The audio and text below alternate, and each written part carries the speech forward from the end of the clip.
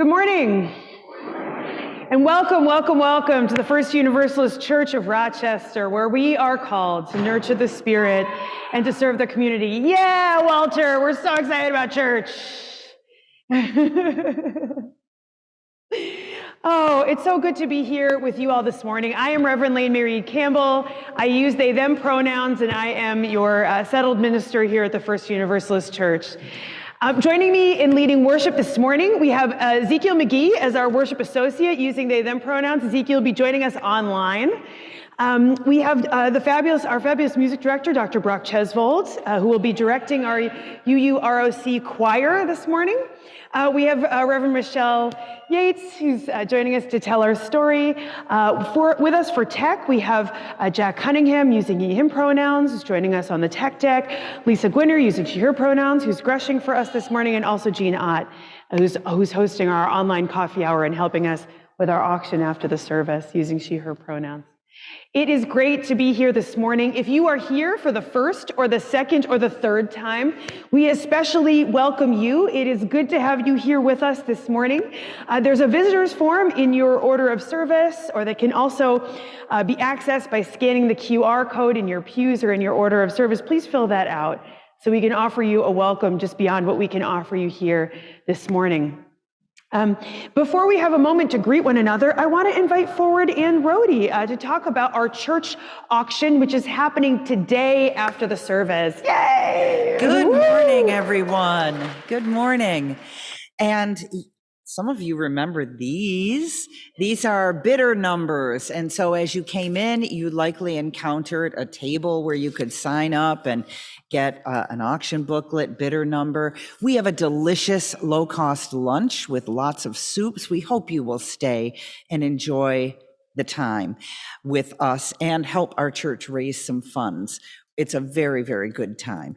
One request from Emma, our wonderful office administrator. If anyone takes any pictures today, and we encourage you to do that, she would love those so that we can put those in the Outlook and share our joy and fun with everyone. So please do plan to stay after the service, and we hope to see you all there. Thank you. Awesome, Ann, thank you so much. Thank you to everyone who's helping today to make our church auction happen after the service. Please stick around. It's going to be a great time.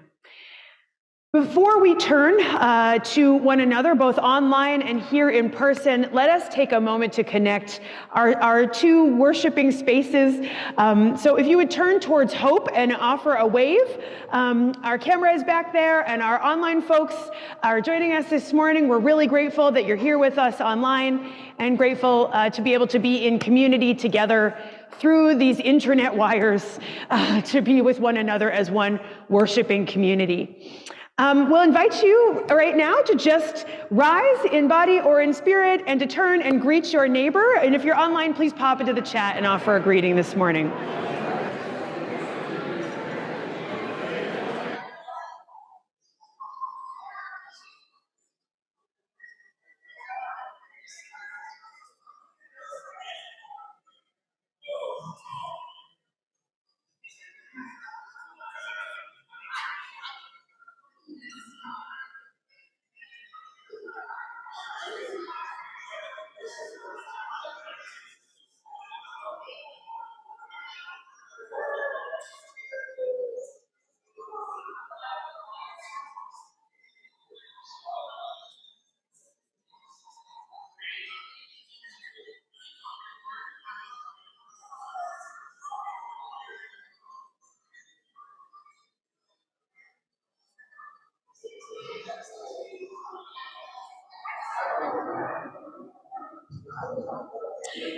All right, y'all, let's sing, let us sing, let us sing.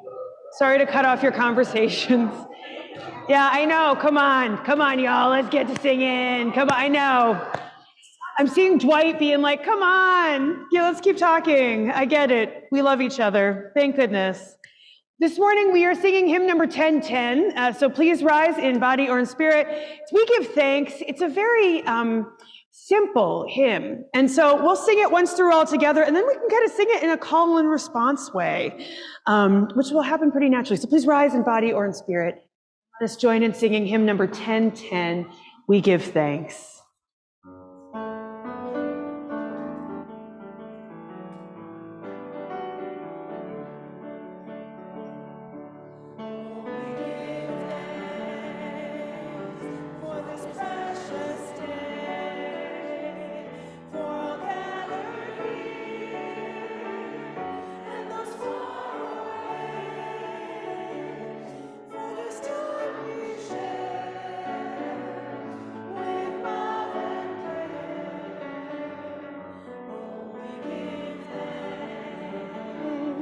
For this precious day. Let's sing it a couple more times through. Oh, we give thanks for this precious day, for all gathered here and those far away, for this time we share with love and care. Oh, we give thanks for this precious day. Beautiful, beautifully done. Please be seated.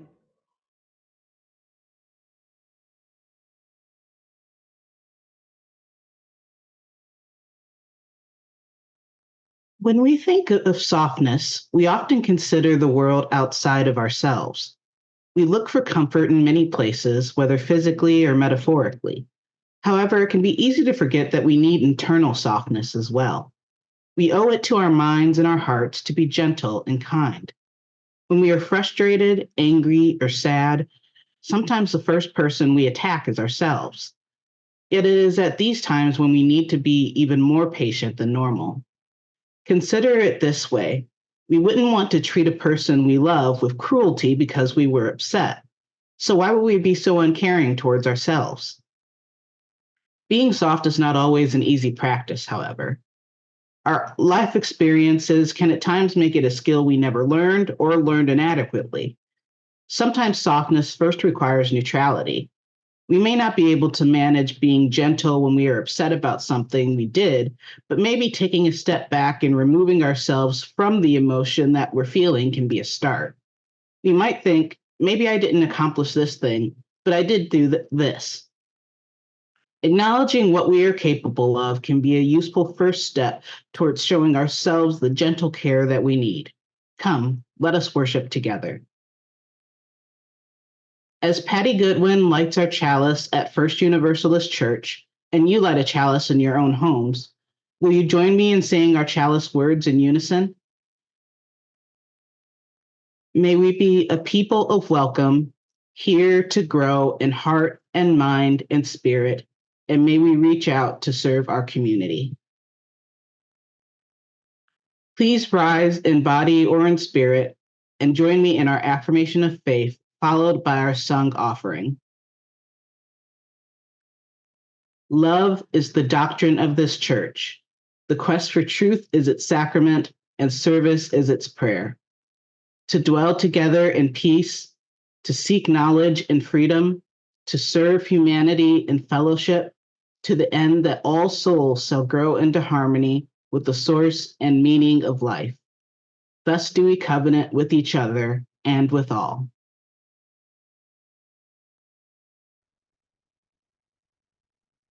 In with words from Amy McCreath, What We Need Is Here. We will sing it through a few times as our choir makes their way forward. Is here. What we need is here. What we need is here. What we need is here. What we need is here.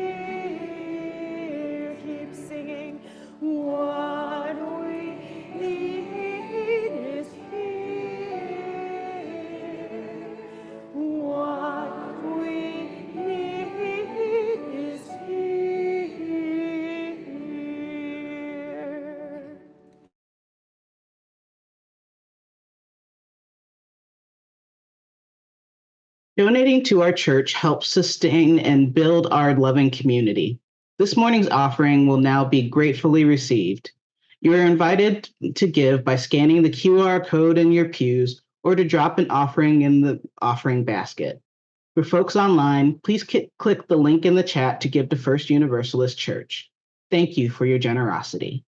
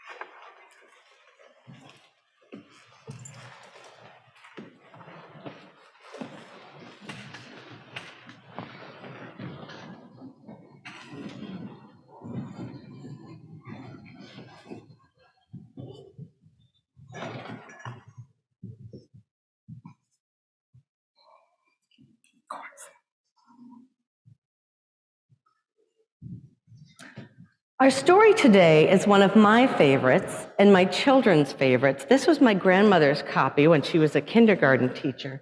And maybe it was my kids or someone else along the way. We've got some green paint that might end up in the pictures. It's well loved. Are you ready? The story is called The Story of Ferdinand the Bull by Munro Leaf. And an extra thing I thought was interesting in this day and age, do you know that this was a banned book? This was a banned book here in America. This was a banned book because they thought that it gave communist tendencies. And uniquely, this was one of the only non-socialist communist texts that was allowed in Russia and Ukraine. I don't know if that's why, but how strange. And it is based on a true story. Once upon a time in Spain, there was a little bull, and his name was Ferdinand. All the other little bulls he lived with would run and jump and butt their heads together.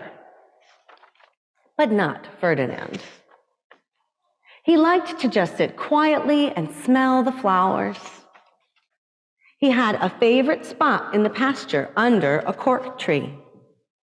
No, thank you. It was his favorite tree, and he would sit in its shade all day and smell the flowers. Sometimes his mother would worry about him. She was afraid he would be lonesome all by himself. Would you be lonesome all under a tree smelling the flowers? Not me. Why don't you run and play with the other bulls? And butt and skip and butt your head into each other, she would say. But Ferdinand would shake his head. I need you to sit over there. I like it better here, where I can just sit quietly and smell the flowers. His mother saw that he was not lonesome, and because she was an understanding mother, she just let him sit there and be happy. Ready? Here we go. As the years went by, Ferdinand grew and grew until he was, wow, that's huge, right? Very big and strong. We do that. We keep track of your height. Don't we? And all the other bulls who had grown up with him in the same pasture would fight each other all day. They would butt each other in the heads and stick each other with their horns. What they wanted most of all was to be picked to fight in one of the bullfights in Madrid. See, there's a little sign saying, bullfights, Madrid. They're like, oh, I want to do it. Pick me, pick me. But not Ferdinand. Look, what's he doing? He still liked to just sit quietly under the cork tree and smell the flowers. One day, 5 men in very funny hats came to pick the biggest, the fastest, the roughest bull to fight in the bullfights at Madrid. Those are very funny hats. All the other bulls ran around snorting and butting and leaping and jumping so that the men would think they were very, very strong and fierce and pick them. Ferdinand knew that they wouldn't pick him, and he did not care. He went to his favorite cork tree to sit down. He didn't look where he was sitting, and instead of sitting on nice, cool grass in the shade, he sat on a bumblebee. Well, there's the bumblebee, just like at our house. Well, if you were a bumblebee and a bull sat on you, what would you do? You would sting him. And that's just what this bee did to Ferdinand. Wow, did that hurt?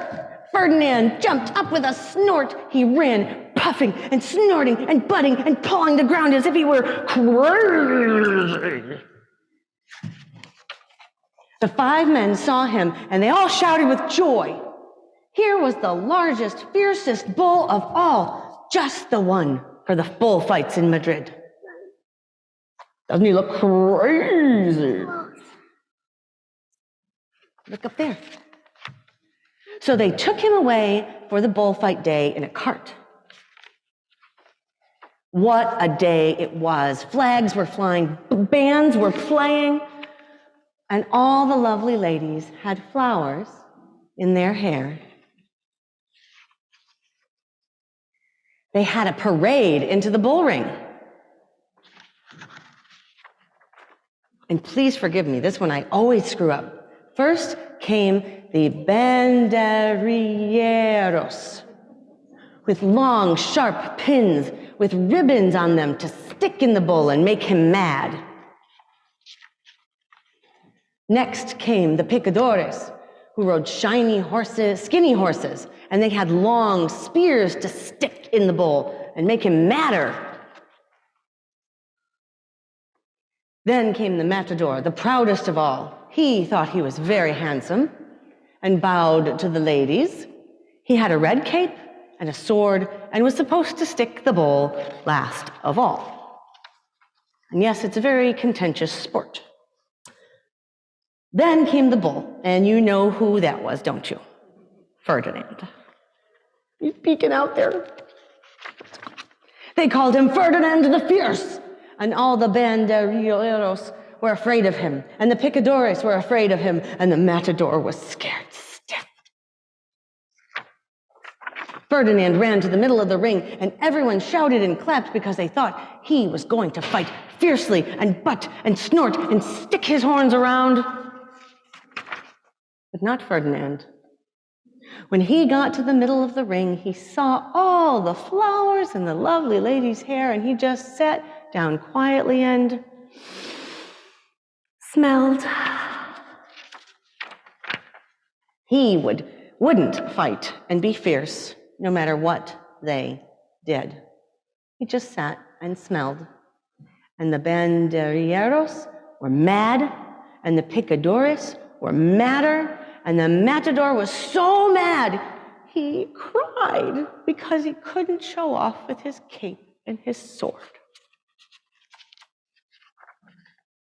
So they had to take Ferdinand home.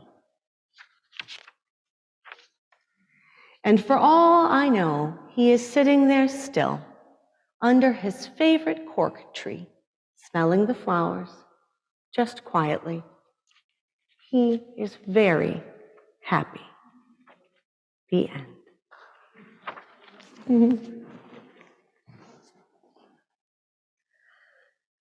As we prepare our hearts for joys and sorrows, as well as our prayer, please join us in singing our doxology with the words in your order of service or on the screen.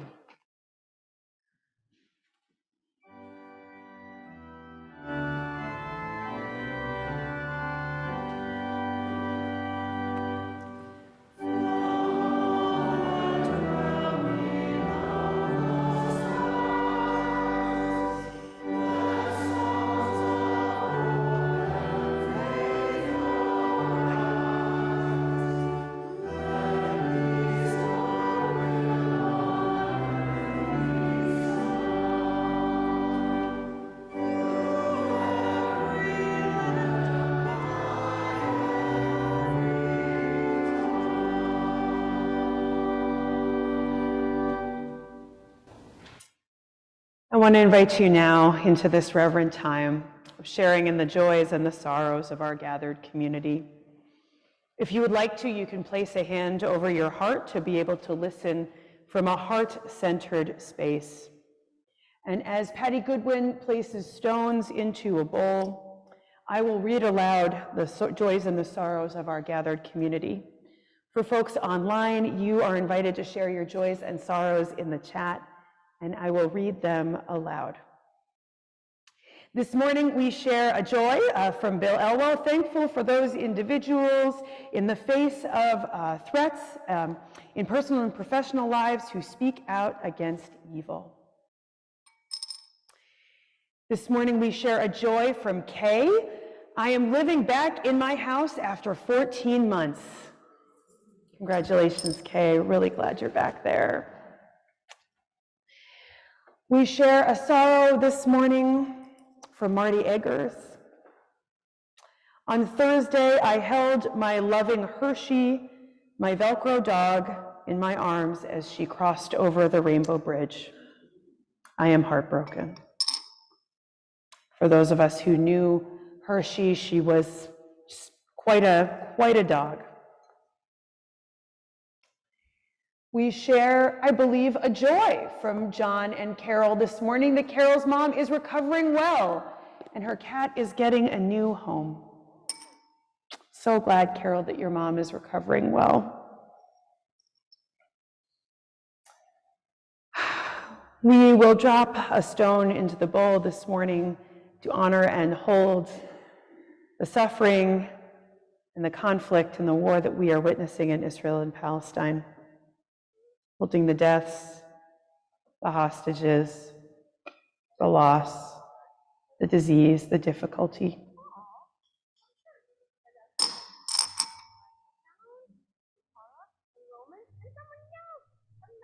And we will drop one final stone into the bowl.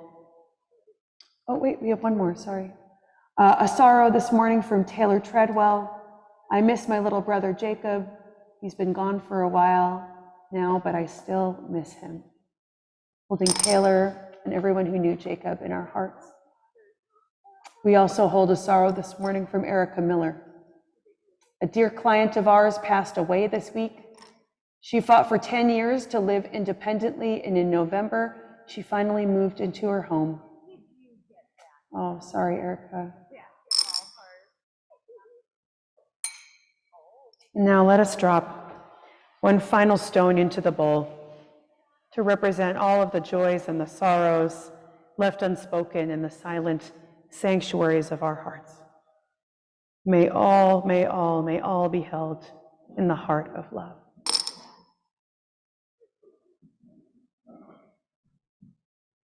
I want to invite you in this moment into a time of prayer with me.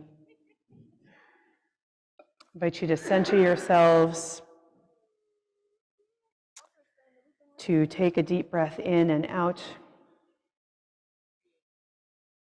to relax your shoulders down from your ears, to sit back in your chair or your pew or your couch, wherever you are.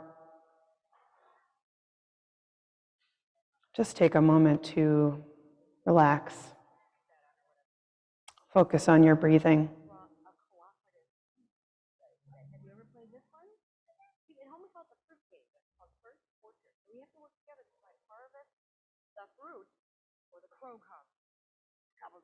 Our meditation this morning is inspired by Malcolm X, who asked the question in 1962, who taught you to hate yourself? We center our hearts this morning in gratitude.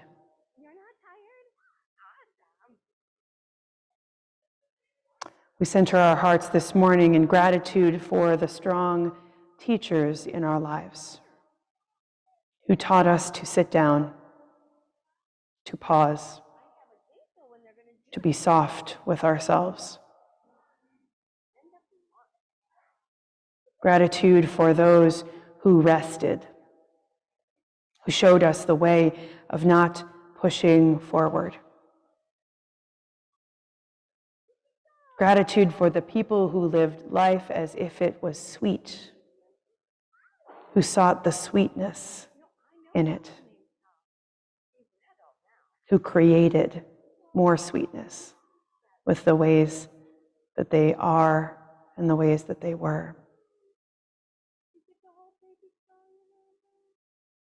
Gratitude for those who taught us resiliency, those who modeled for us that we could shrug it off, that we still deserved to be loved even when we were judged or ridiculed or even made a mistake.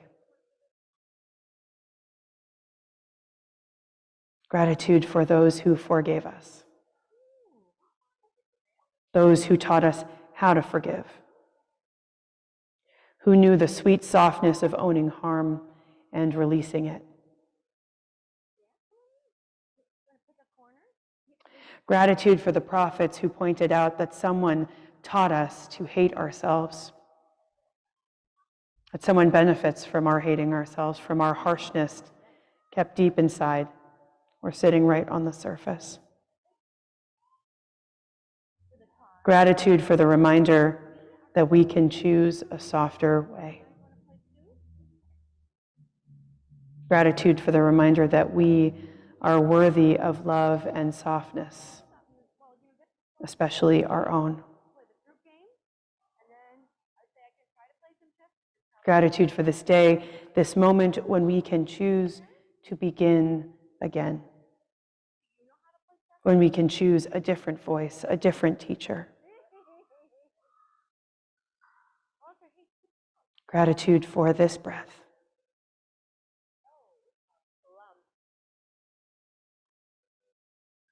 Let us breathe in with the affirmation, I am worthy of love and softness. And breathe out with the affirmation, I release the harmful voice of self-hatred. A few breaths in this way. In, I am worthy of love and softness.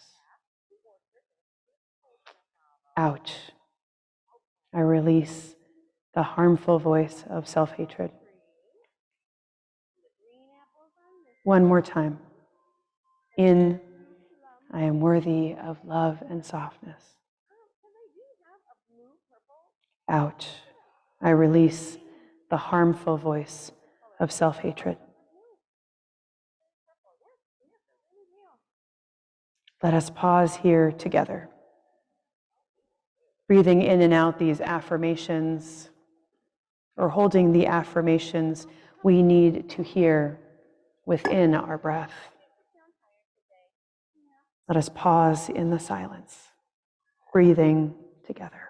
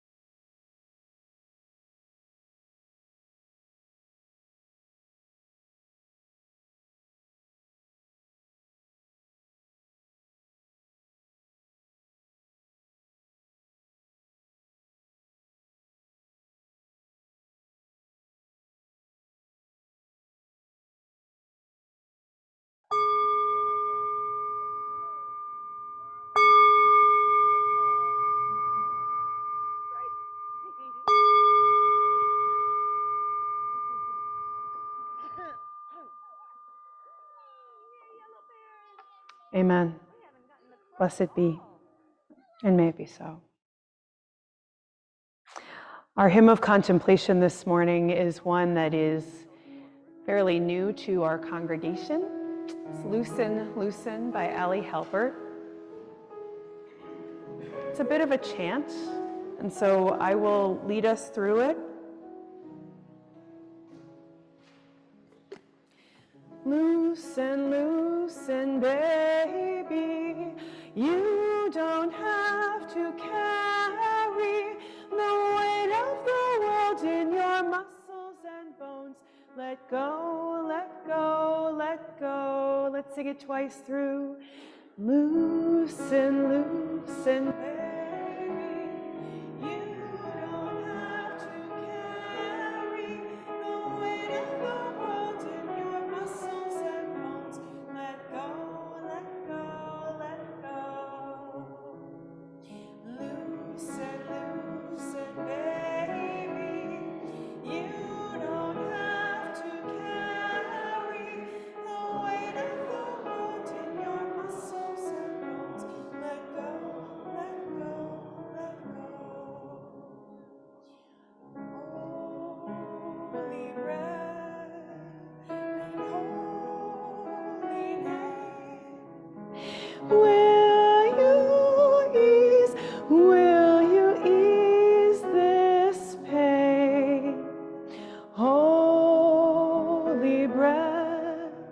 and holy name. Will you ease this pain? Let's sing that together. Holy breath and holy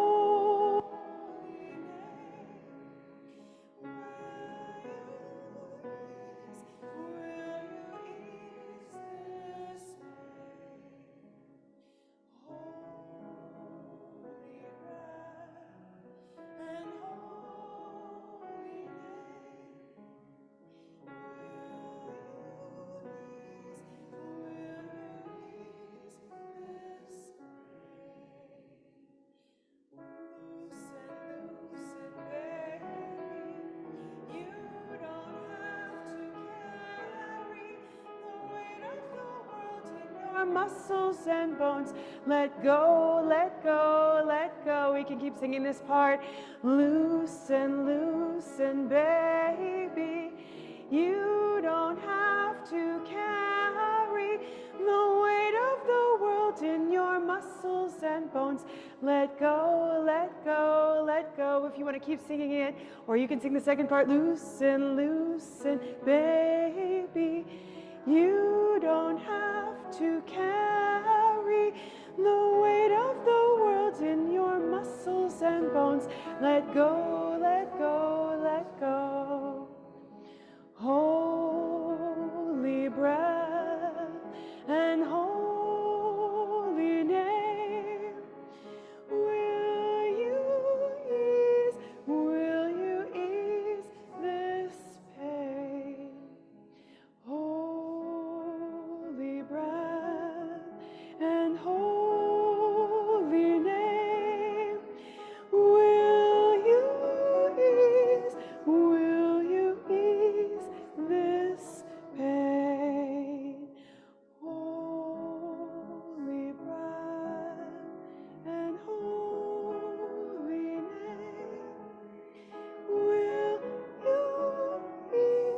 Will you ease this pain?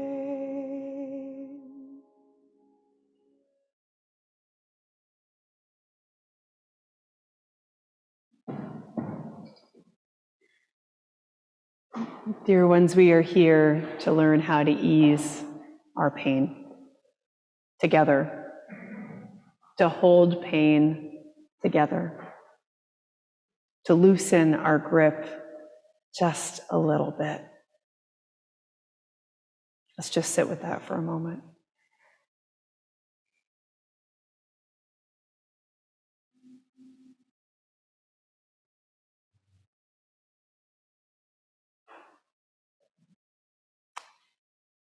I don't know about you all, but when this sun is out, it feels so much easier to be soft. I feel like the sun came out yesterday, and it certainly melted some of the ice, though this morning when I walked out, there was a little frost on the ground, right? I'm sure you saw it too. And it felt like it just melted some of the icy layer around my heart. I don't know if that happens to you all in this season. Does it a little bit? I kind of turn inward. I'm ready for winter. I'm kind of, girding in. I'm ready to be warm. I gotta, bundle up, hunker down. And then this sun comes out in February. What is this? Are we in Rochester? I know it's the result probably of some climate shifts, right? But man, it feels real good. And it does a lot to lighten my mood. And it helps me to be just a little bit softer right now. In times and a season that feels incredibly harsh and hard. In this season, we here at First Universalist and also in our neighboring Unitarian Universalist congregations, we are exploring remaining soft. And doesn't that feel appropriate in this time of year when so much is frozen over. And when maybe for you, I know for me, I really feel like I have to embrace some hardness. So much is going on in our world. So much that is harsh. Right now, I am seeking some ways to remain soft. And I am seeking those ways with you, together as a community. To remain soft is to remain flexible, to be open to the unexpected, to what happens. To remain soft is to be gentle, to embrace a way of being that is kind, that is not too fixed nor rigid. Softness to me implies a more curvy line, a kind of featheriness, or I don't know, sweetness to the touch, a way to remain subtle at the edges. Softness is something we need in our lives. And as Ezekiel pointed out earlier, it is a gentleness we are in need of, but can sometimes be difficult to practice. I know so many, including myself, who have internalized the idea that being soft is weak. When we pair it with machismo, masculinity, in the ways that so many of us have been raised and have had to unlearn and are continuing to unlearn, showing any signs of weakness is interpreted as not being tough enough. You want to smell the flowers? What are you? Aren't you a bull? It doesn't really matter which gender you were socialized as or the gender that you identify with. What we know is that toxic masculinity has affected us all. And what we know is that idea that softness is weakness is somehow tied to this toxic masculinity. As it is the first Sunday of Black History Month, I want to bring in a Black perspective on this issue in particular, someone sharing from a vulnerable and truly honest place. Rapper Kendrick Lamar released an incredible album just last year. I've preached on it a little bit. I will never stop talking about it, called Mr. Morale and the Big Steppers. He uses his music to share at the intersections of Blackness, of male identity, and his unique social location. And he writes about masculinity throughout the album. I cannot recommend it enough, but especially in his song, Father Time. Here's just a couple of lines edited for Sunday morning, of course. But from his song, Father Time, he writes, I got daddy issues, that's on me. Looking for I love you, rarely empathizing for my relief. A child that grew accustomed jumping up when I scraped my knee, because if I cried about it, he'd surely tell me not to be weak. Daddy issues. Hid my emotions, never expressed myself. Men should never show feelings. Being sensitive never helped. His mama died. I asked him why he's going back to work so soon. His first reply was, son, that's life, and Bill's got no silver spoon. Daddy issues, F everybody. Go get your money, son. Protect yourself, trust nobody, only your mama and them. This made relationships seem cloudy, never attached to none, so if you took some likings around me, I might reject the love.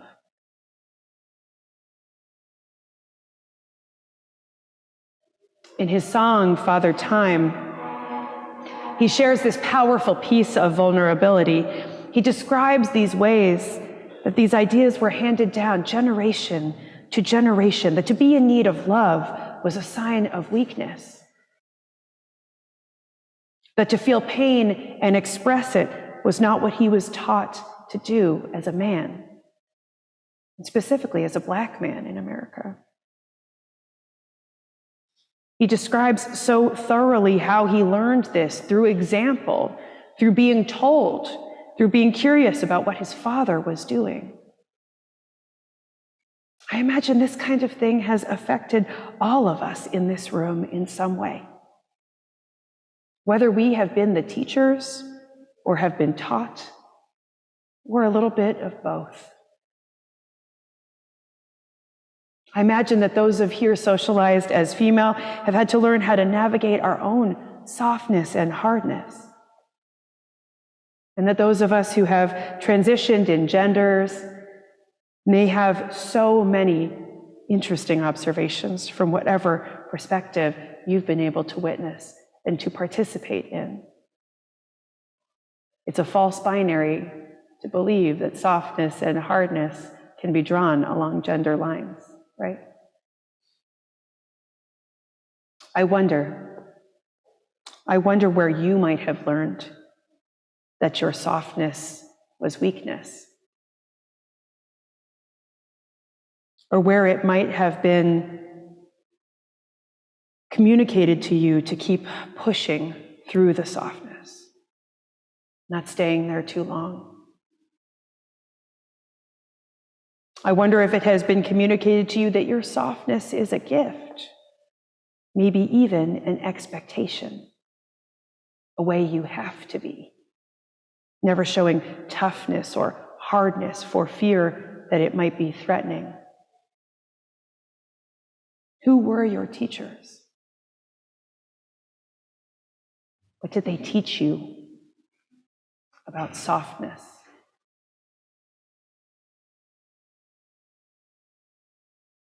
A few weeks ago, in our worship service, a quote came up from Andrea Gibson about trying softer. They point out in their poem, "The Year of No Grudges," "I know most people try hard to do good and find out too late they should have tried softer." It is a poem they wrote to a friend instead of writing a text, a friend they were mad at, a friend who had done them wrong. It is a poem about remaining big-hearted, even when we are mad at someone, even when mistakes have been made and when we are angry with one another. I know most people try hard to do good and find out too late they should have tried softer. It is in relationship that I think we learn both softness and hardness. Like I was talking about a couple weeks ago, compassion is learned in relationship. With softness, we learn this in relationship too. Sure, we can know how to be soft with ourselves, I hope. Maybe difficult, maybe easier for some. We can give ourselves these gifts of softness, compliments, affirmations, knowing what we love and embracing more of that in what we do with our time, being gentle when we know we have messed up. But I also recognize that we learn how to be soft with those we choose to be around. I wonder if you have had a moment that you can recall in these days or weeks that have recently passed, a moment that has softened your heart.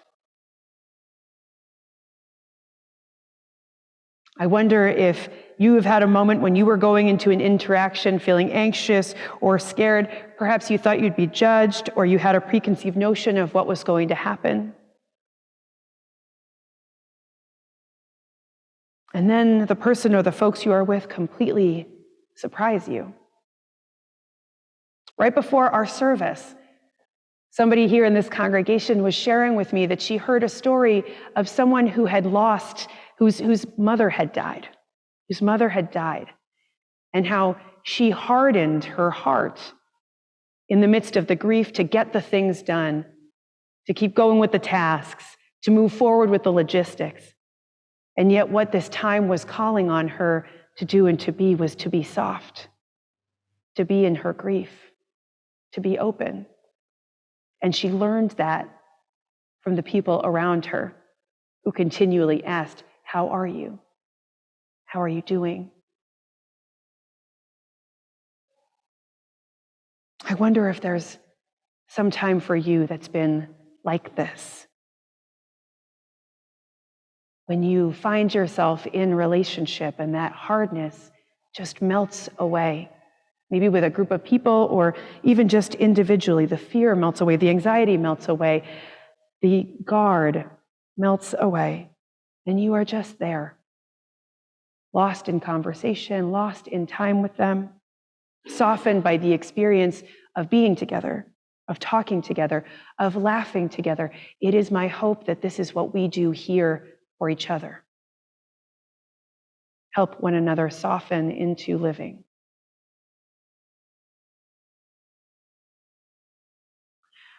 The last Sunday I was with you, I shared with you all that I was taking a strike from my work for a ceasefire in Palestine.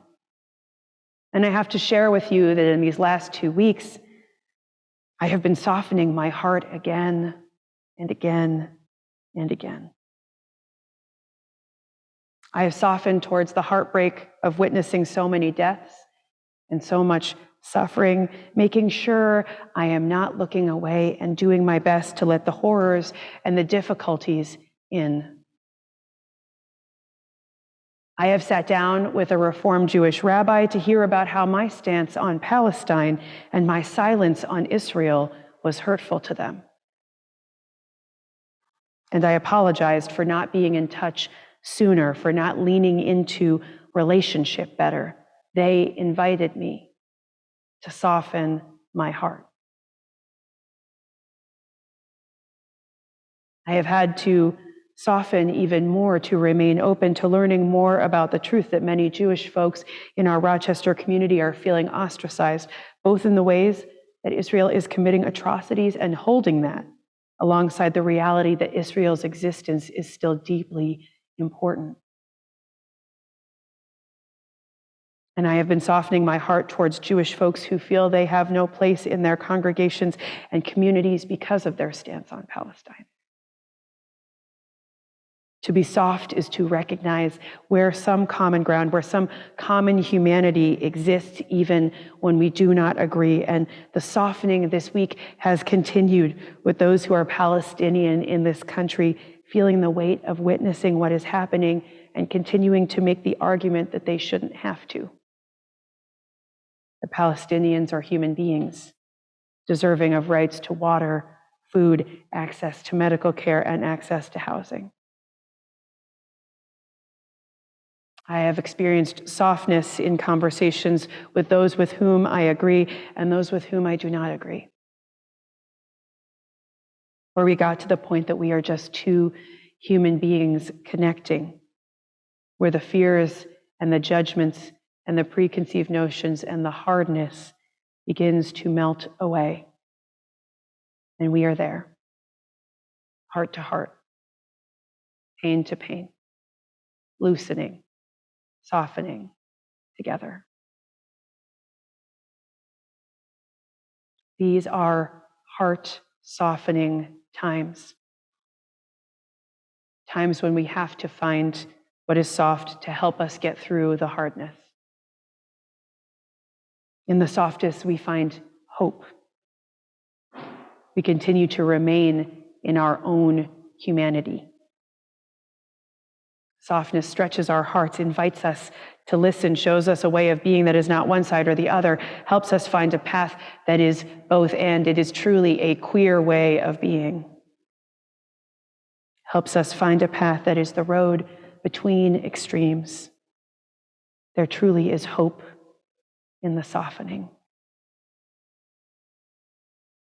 I am wishing you more softness in these days with yourself and with others. We are witnessing and experiencing a lot in this first month of 2024. Whatever your soft practices are as an individual, I hope you are able to make time to embrace just a little bit more.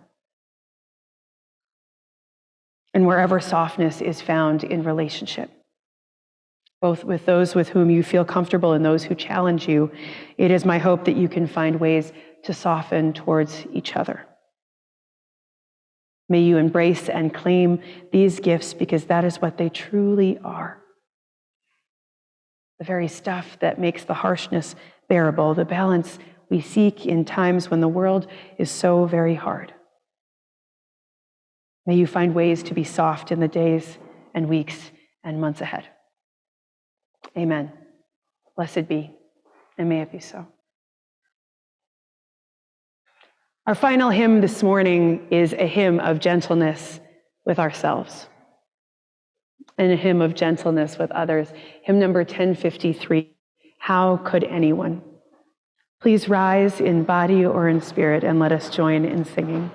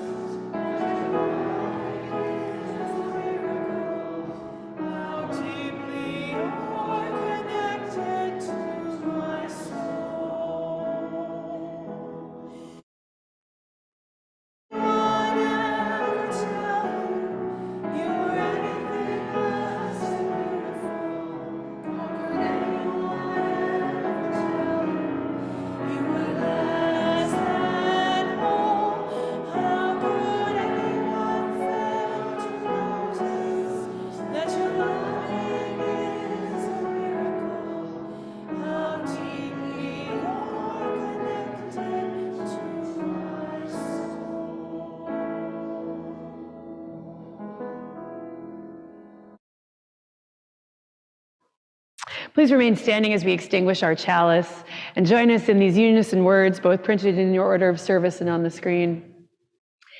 We extinguish this flame, but we keep its light in our hearts with its message of love and justice, taking it outside these walls to the world we live in until we are together again. Dear ones, I'll invite you to place a hand over your heart and to just take a breath here, a softening breath.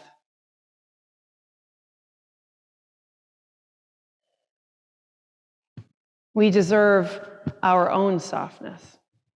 That is for sure. And now I'll invite you to take a look around this room.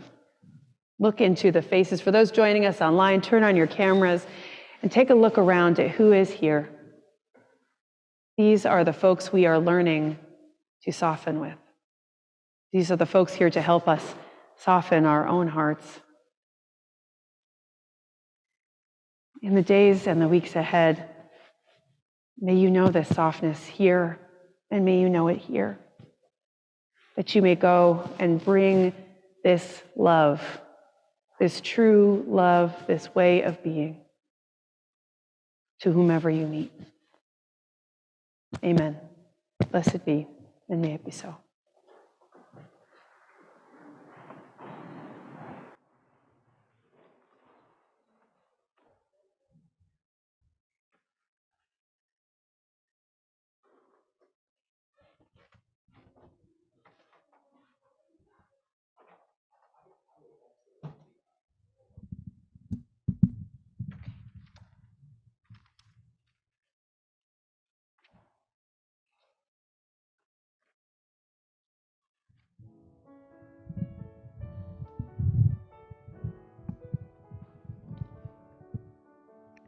It's a little bit funny, this feeling inside.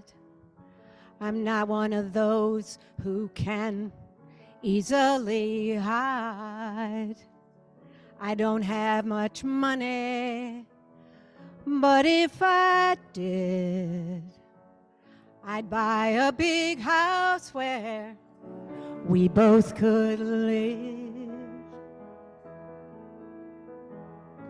If I was a sculptor, ha, but then again, no, or a woman who makes potions in the traveling show. Oh, I know it's not much, but it's the best I can do. My gift is my song, and this one's for you. And you can tell everybody this is your song.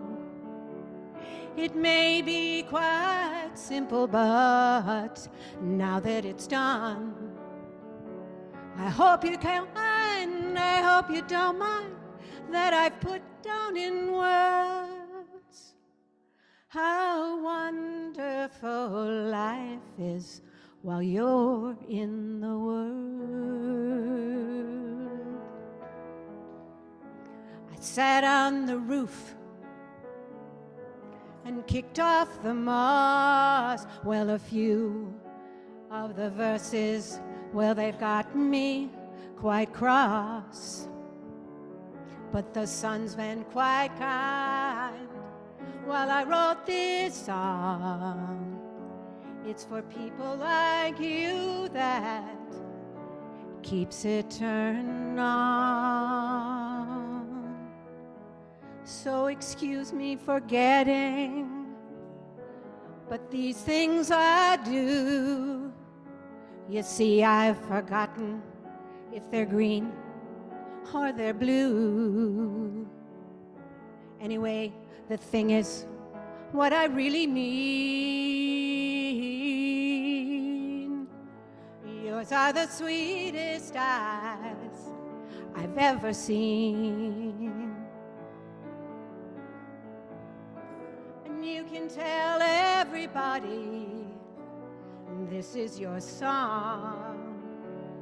It may be quite simple, but now that it's done, I hope you don't mind, I hope you don't mind that I put down in words how wonderful life is while you're in the world.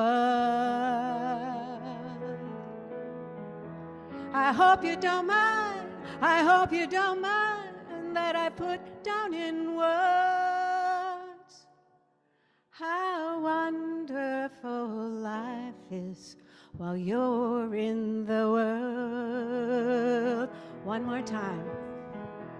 I hope you don't mind, I hope you don't mind that I put down in words how wonderful life is while you're in my world.